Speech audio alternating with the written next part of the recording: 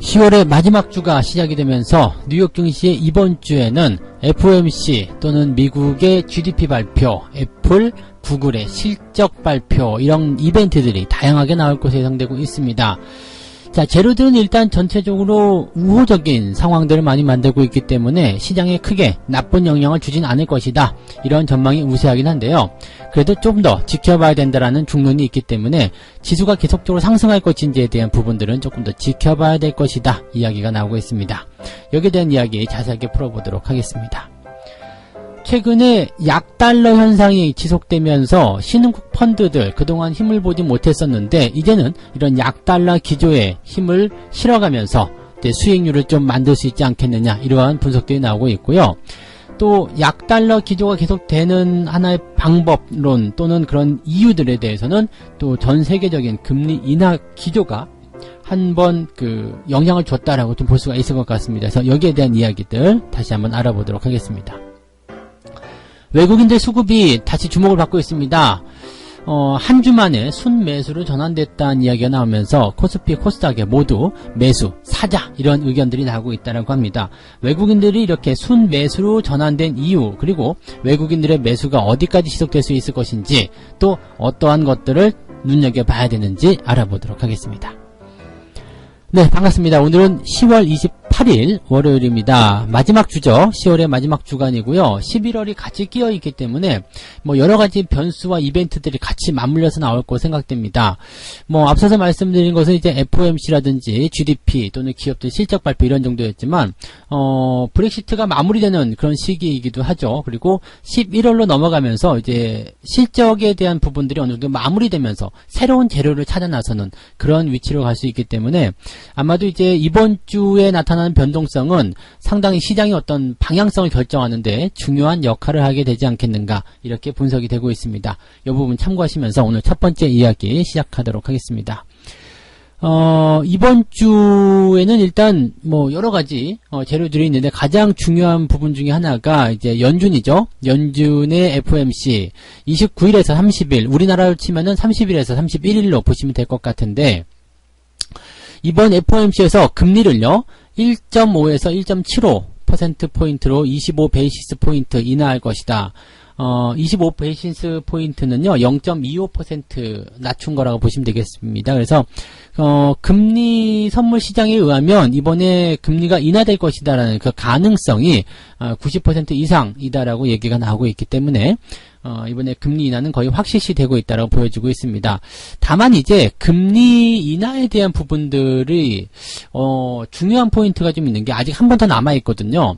FOMC가 한 번 더 남아 있기 때문에 이번에 금리 인하를 하게 되면 다음번에 추가 금리 인하를 연달아서 할 것이냐 이런 얘기가 있는 거죠. 그래서 만약에 이번에 금리를 인하하지 않더라도 연말에 한 번 더 남아있기 때문에 큰 충격을 주지 않을 것이다 라고는 되어 있습니다만 이번에 금리를 인하하지 않는다라면 또 트럼프가 파월에게 독한 말을 좀 하게 될 것이지 않겠나 생각되고요. 또 시장이 어느 정도 충격은 받을 수밖에 없을 거라 생각해요. 왜? 90%가 넘는 그런 확신을 가지고서 금리 인하에 베팅을 하고 있는데 금리 인하가 안 된다라면 전체적으로 분위기가 애매해지는 상황이 벌어질 수 있다. 이렇게 생각하실 수가 있겠죠. 자, 그런 내용들 좀 참고하시면 좋을 것 같고요.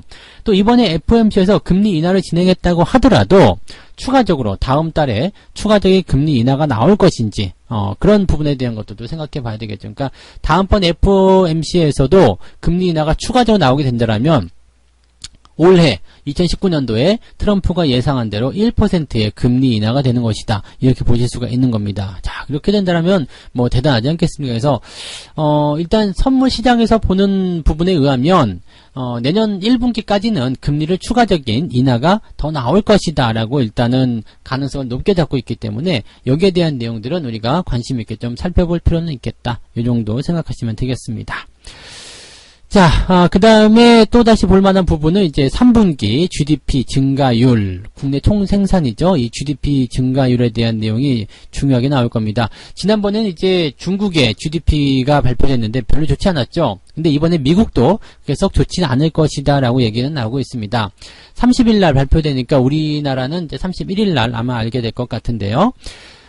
지금 현재 시장이 집계한 시장 전망은 1.6%입니다. 그래서 2분기에 2.0%가 나온 것보다는 조금 떨어진 그런 수준일 것이다 라고 되어 있습니다.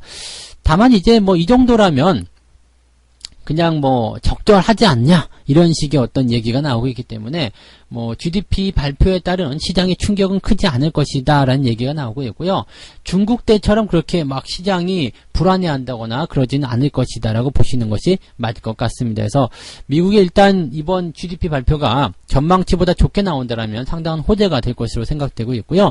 조금 이제 전망치 근처 수준으로만 나오더라도 시장에 크게 영향받지는 않을 것이다 이렇게 보시면 되겠습니다.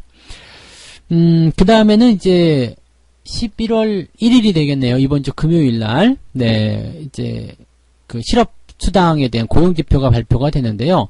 9월 달에는 지금 뭐 어마어마한 실업률이 나타났었죠. 그래서 3.5%. 어마어마하다는 게 높다라는 것이 아니라 굉장히 낮았다라고 보시면 됩니다. 그래서 실업률이 굉장히 낮은 3.5%가 나타나면서 9월 달에는 뭐 고용이 아주 좋았다, 경기가 좋다 이런 식으로 이제 분위기를 많이 몰아갔는데 이번 10월에는 고용지표가 어떤 식으로 발표될 것인지 좀 봐야 될 것 같습니다. 근데 이제 한 6주 정도 지금 GM의 파업이 지속되고 있었기 때문에 아마도 고용지표는 조금 부정적이지 않겠느냐는 전망이 나오고 있는데, 뭐 그렇다고 하더라도 실업수당 청구 건수가 최근에 나쁘지 않게 나온 것을 봤을 때는 고용지표가 그렇게 부담스럽게 나오진 않을 것이다 라고 얘기가 되고 있죠. 그래서 이것도 뭐 크게 문제가 아닐 것 같고요. 또 제조업 지표라든지 뭐 등등 중국의 제조업 지표, 그 다음에 유로존의 3분기 성장률 이런 것들도 계속 나오고 있는데 이번 주에 나타날 재료들은 그렇게 시장에 그렇게 뭐 나쁜 영향을 준다거나 그러진 않을 것이다 라고 일단 되고 있습니다. 그리고 지난주 같은 경우도 시장에서 발표된 경제지표들이 굉장히 나쁠 것이다 라고 전망이 됐었지만은 실질적으로 그런 불확실성을 하나씩 헤쳐나가면서 주가가 오히려 좋아지는 모습으로 전환이 됐었단 말이죠. 그러니까 이런 내용들 봤을 때는 뭐 긍정적인 부분들이 더 많이 나오지 않겠느냐 라고 얘기가 되고 있으니까 이런 것들 참고해 보시면 좋을 것 같습니다. 자, 그 다음에 애플, 구글, 페이스북과 같은 주요 기업들의 실적 발표가 이어지게 됐는데 일단은 전반적으로 실적을 발표한 기업들 약 80%가량들이 시장의 예상치를 웃도는 그런 어닝 서프라이즈를 발표했었기 때문에 뭐 기업들의 실적 발표도 시장에 크게 나쁜 영향을 주지 않을 겁니다. 그래서 긍정적인 분위기 나올 것 같고요. 다음에 이제 캐터필러라든지 3M 이런 기업들은 이제 중국과 연관된 부분에서 실적이 나쁘게 나왔었기 때문에 지금 애플 같은 경우도 약간 애매하죠. 지금 중국과 연관된 부분에서 실적이 조금 줄었다는 얘기가 있었기 때문에 애플은 조금 애매하긴 한데 뭐 그렇다고 하더라도 시장에 충격을 줄 정도는 아닐 것이다 라고 보시면 되겠습니다. 미중 무역 협상 관련해서는 일단 뭐 협상에 굉장히 가까워졌다, 뭐 이제 곧 된다 이런 얘기가 나오고 있어서 11월 중반에 진행될 그 아시아 태평양 경제 협력체의 정상회의 이때 이제 칠레에서 하는 거죠.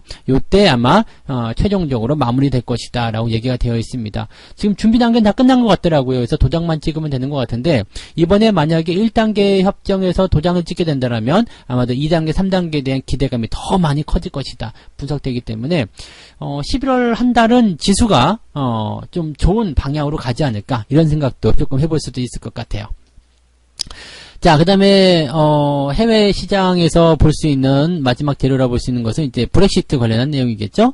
브렉시트는 일단 브렉시트 기한을 연장하겠다 여기는 이제 합의를 했는데 기간을 언제로 할 것인지는 아직 정해지지 않았다는 얘기가 좀 있고요. 그 다음에 기간이 이제 좀 길게 연장이 된다면 조기 총선을 하겠다라는 얘기도 있습니다. 근데 어쨌건 노딜이라는 그 가장 나쁜 최악의 상황은 피해갔기 때문에 부담을 가질 필요는 없겠다라고 보시면 되겠습니다. 브렉시트도 지금은 이제 노딜은 제외한 상태에서 연기냐 아니면 소프트한 합의된 브렉시트냐 이것을 놓고 지금 진행되고 있다 보시면 되겠습니다.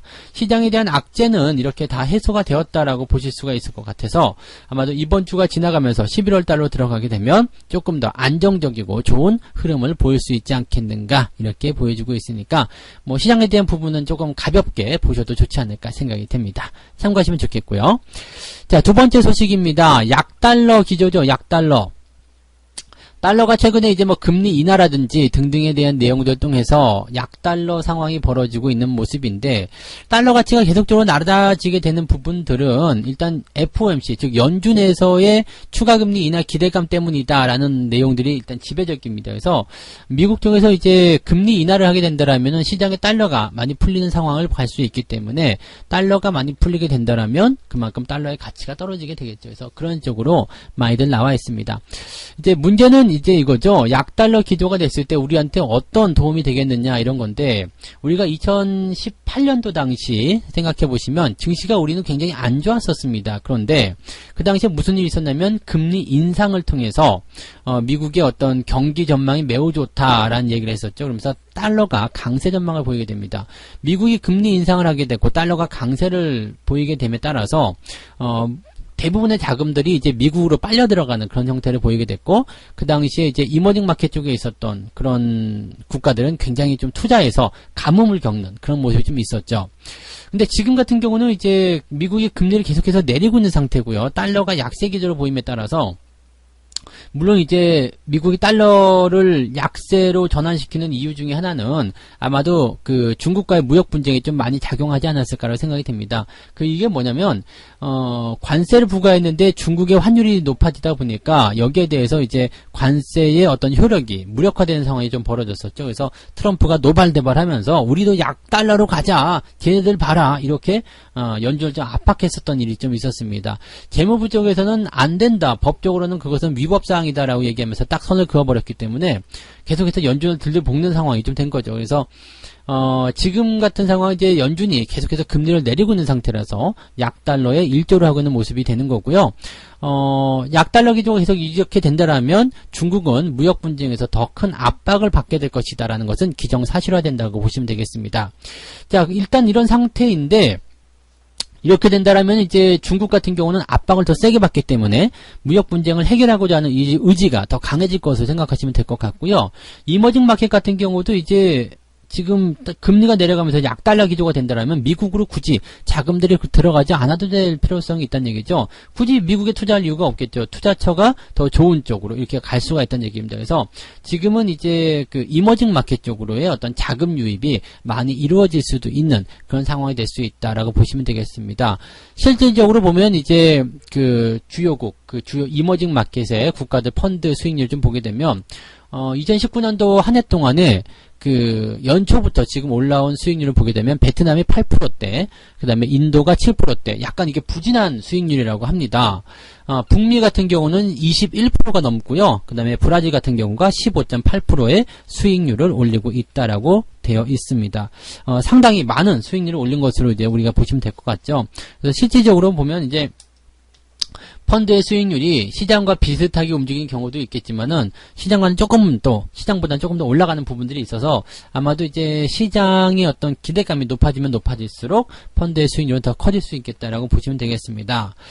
다만 이제 이렇게 또 뉴스에 나오고 시끄럽게 된다면 또 이머징 마켓 쪽으로 자금이 많이 들려오는 그런 상황들, 그리고 좀 지켜보다가 이쪽 수익 잘 나오는데 이쪽 투자해야 되겠다, 이렇게 생각하시는 경우들이 있을 수도 있겠는데 이렇게 뉴스에 나오게 되면 약간은 좀 부담스러운 상황이 있을 수 있다 정도만 생각하시면 되겠고요.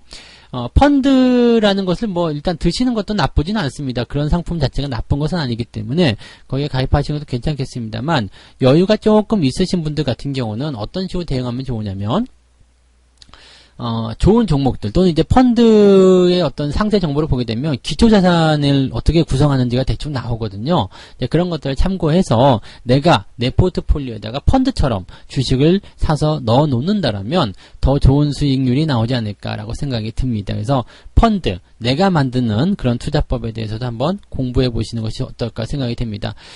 부자아빠님 유튜브를 잘 들어보시면은 그런 것들에 대한 내용들이 강의로 들어가 있으니까 한 번씩 참고해 보시는 것도 도움이 될 것 같아요. 내 펀드, 내가 짜자! 네, 중요한 얘기가 될 수 있겠죠? 그래서, 최근에 이제는 이제 이런 약달러 기조들이 신흥국 그 지수에 도움을 많이 줄 수 있기 때문에 여러분들이 저점에서부터 좋은 종목들을 모아가는 전략들을 많이 세워주셨으면 좋겠다, 이 말씀을 드려야 될 것 같습니다. 자, 그 다음에 이제 마지막 이야기는요, 외국인 수급에 대한 이야기를 좀 전달해 드릴게요. 이미 뭐 지난주에도 한번 이야기해드린 적이 있는데 외국인 수급 동향을 좀 살펴보니까 10월달 들어서면서 좀 재밌는 모습이 좀 나타났죠. 10월 한 달 동안의 수급 동향을 좀 살펴보니까 마이너스예요. 그런데 지금 한 2주 정도, 최근 2주 정도의 모양새를 보니까 플러스로 약간 바뀌었단 말이죠.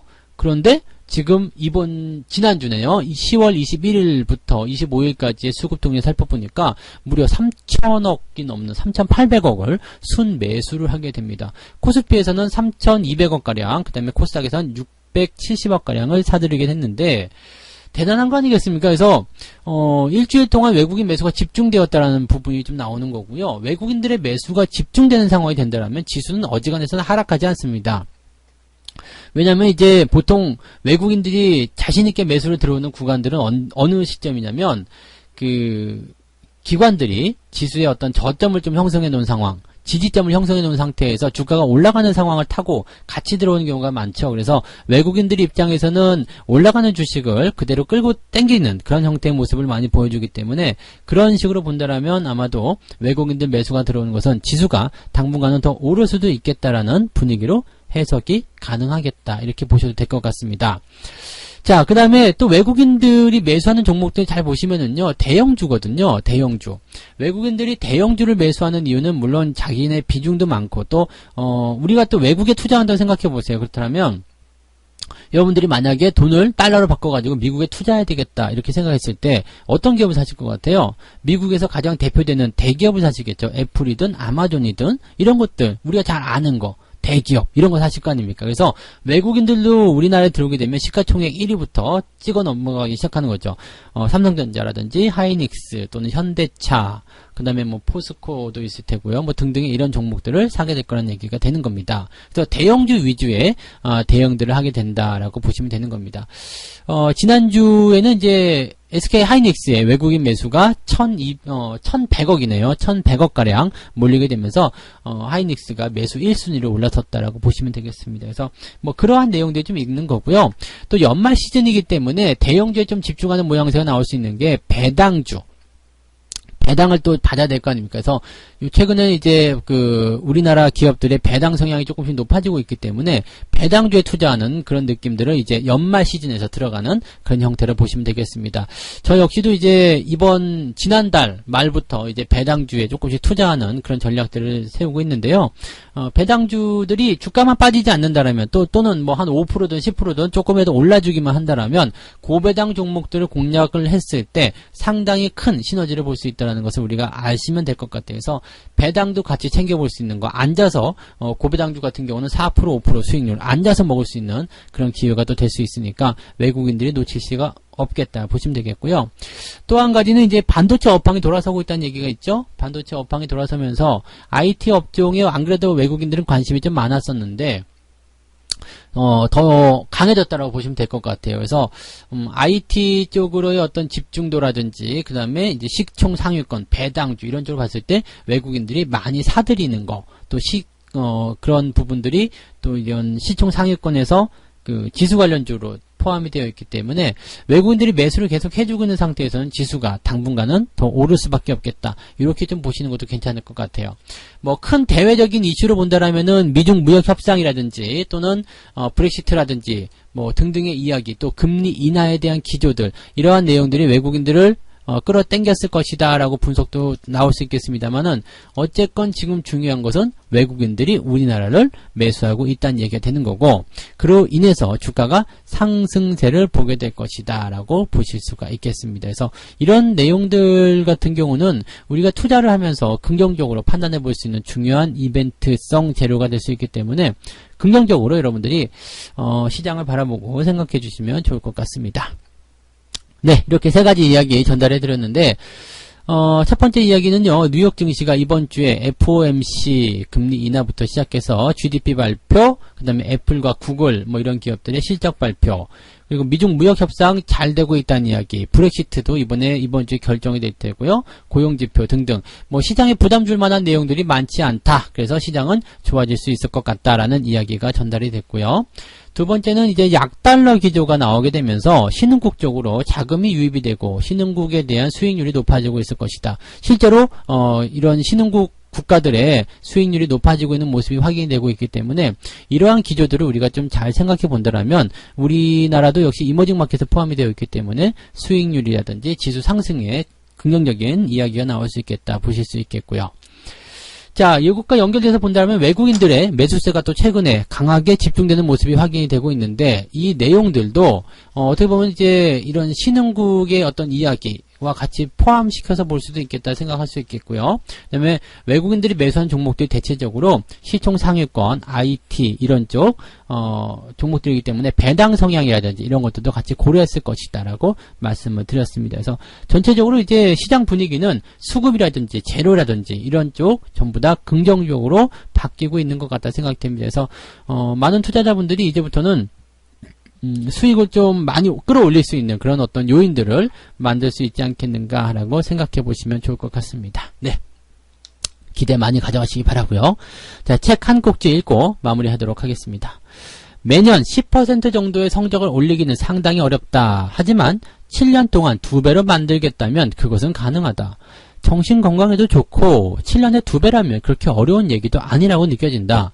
6년에 2배라면 연 12%로 운용한 셈이 되는 것이다. 이것이 장기 투자의 최대 강점인 것이다. 네, 여러분들 그냥 한 달 사이에 2달 사이에 1년 동안 매달 10%, 5% 수익률을 올려야 되겠다 생각하지 마시고요. 그냥 1년에 몇 프로씩 해서 5년에 2배 만들겠다, 10년에 2배 만들겠다 이렇게 한번 생각해 보세요. 이거 불가능한 얘기 아니고요. 누구나 할 수 있다고 생각하실 것 같습니다. 그래서 그런 전략들을 세워보시면 여러분들이 조금 더 편안하게 주식 투자하실 수 있을 것 같고요. 장기 투자라는 어떤 그 매력적인 부분에 훨씬 더 가깝게 다가설 수 있을 것이라 생각합니다. 자, 새롭게 시작하는 한 주이면서 또 10월을 마무리하는 한 주입니다. 이번 한 주 잘 보내시고요. 여러분들 모두 다 성공 투자 꼭 하시기 바랍니다.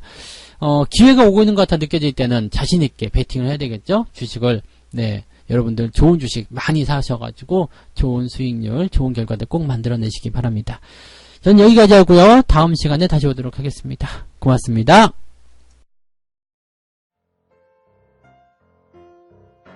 본 방송에서 제공되는 모든 정보는 투자 판단의 참고 자료이며 투자의 최종 책임은 본 방송을 이용하는 본인에게 있습니다.